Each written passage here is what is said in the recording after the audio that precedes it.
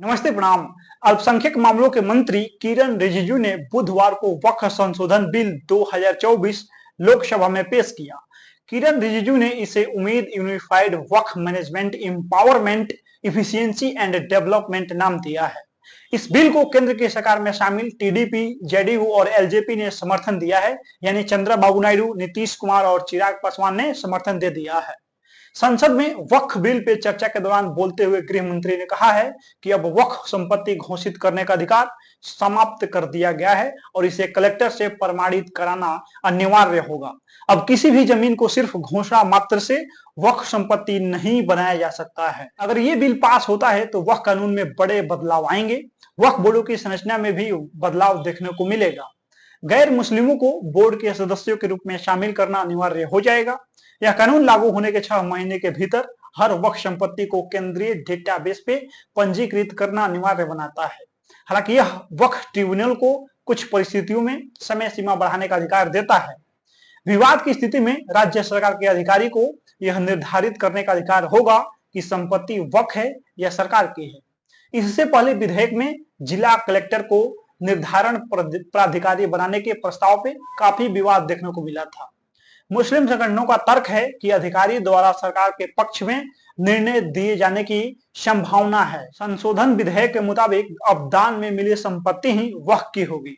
वक्फ board में 2 महिलाएं के साथ दूसरे धर्म से जुड़े 2 लोग शामिल हो सकेंगे। जमीन पे दावा करने वाला अपील कर सकेगा। ट्रिब्यूनल रेवेन्यू कोर्ट में अपील कर सकेगा। सिविल कोर्ट या हाई कोर्ट में अपील हो सकेगी।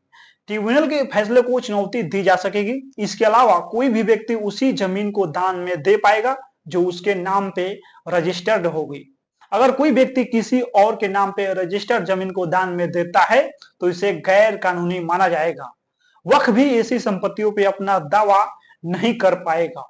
वक्फ ऑल औलाद के तहत महिलाओं को भी वक्फ की जमीन में उत्तराधिकारी माना जाएगा। इसका मतलब यह है कि जिस परिवार ने वक्फ की जमीन वक्फ ऑल औलाद के लिए दान में दी है, उस जमीन से होने वाली आमदनी सिर्फ उन परिवारों के पुरुषों को नहीं मिलेगी, बल्कि इसमें महिलाओं का भी हिस्सा होगा। वक्फ में दी गई जमीन का पूरा ब्यौरा ऑनलाइन पोर्टल पे 6 महीने के अंदर अपलोड करना होगा और कुछ मामलों में इस समय अवधि को बढ़ाया भी जा सकता है। हालांकि इसमें बड़ा बदलाव यह है कि अब वक्फ में दी गई हर जमीन का ऑनलाइन पोर्टल पे डेटाबेस होगा और वक्फ बोर्ड इन संपत्तियों के बारे में किसी बात को छिपा नहीं पाएगा।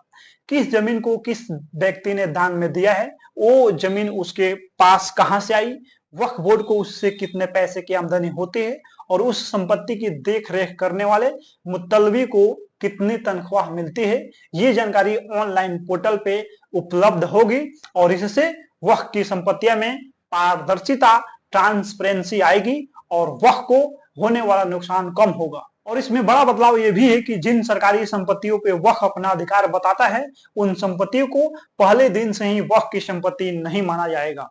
अगर ये दावा किया जाता है कि कोई सरकारी संपत्ति वक्फ की है तो इसी स्थिति में राज्य सरकार एक नामित अधिकारी से जांच कराएगी और ये कलेक्टर रैंक से ऊपर का अधिकारी होगा।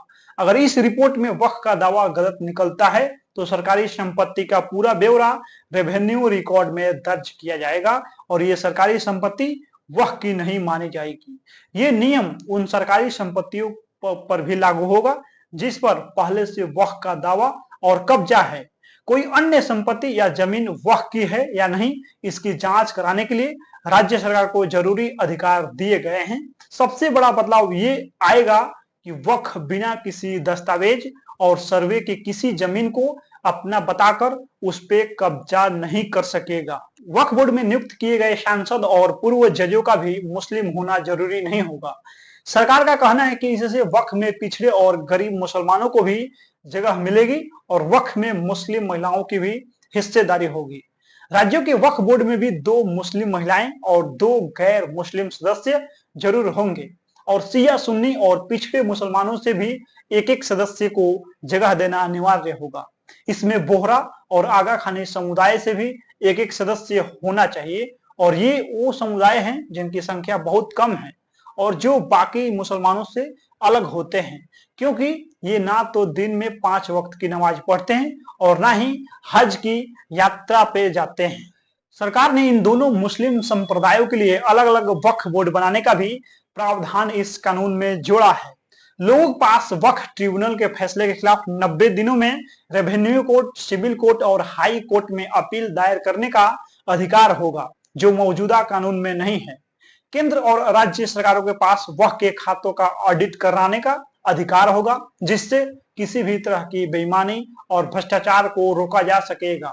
वक्फ बोर्ड सरकार को कोई भी जानकारी देने से इनकार नहीं कर सकता है और वक्फ बोर्ड यह भी नहीं कह सकता है कि कोई जमीन आज से 200, 300 या 500 साल पहले किसी इस्लामिक काम के लिए इस्तेमाल हो रही थी तो जमीन उसकी है। ये मनमानी अब इस नए बिल से समाप्त हो जाएगी। वर्ष 1950 में पूरे देश में वक्फ बोर्ड के पास सिर्फ 52,000 एकड़ जमीन थी, जो वर्ष 2009 में 4 लाख एकड़ हो गई, 2014 में 6 लाख एकड़ हो गई और अब वर्ष 2025 में वक्फ बोर्ड के पास देश की कुल 9,40,000 एकड़ जमीन हो गई है। देश में सेना और रेलवे के बाद सबसे ज्यादा जमीन वक्फ बोर्ड के पास है। बाकी इस वीडियो में आप लोग अपना प्रतिक्रिया दे दीजिए। मिलते हैं अगला वीडियो में। बहुत बहुत धन्यवाद।